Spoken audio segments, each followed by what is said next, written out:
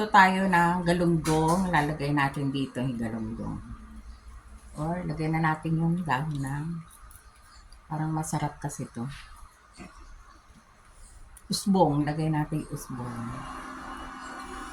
Tapos lagay natin yung mga galunggong. Maliliit kasi galunggong. Masarap lang tangat. Ito.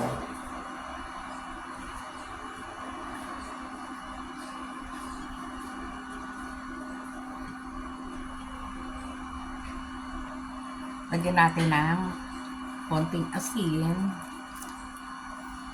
saka paminta.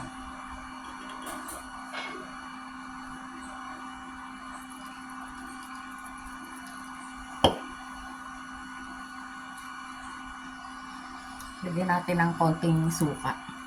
Sukang paumbong to.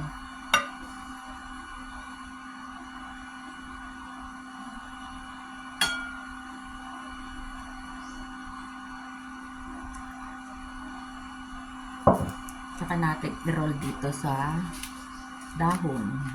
Maliit lang yung dahon. Lagyan na lang natin dito. Ayan.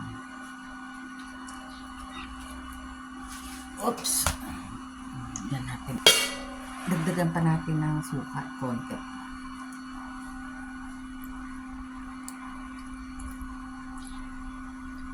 Ayan. Salang na natin sa apoy. Yan, luto na yung isdang binalot sa dahon.